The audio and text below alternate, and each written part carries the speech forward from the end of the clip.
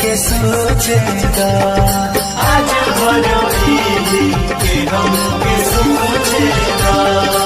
आज भरो के हमके सोचेगा।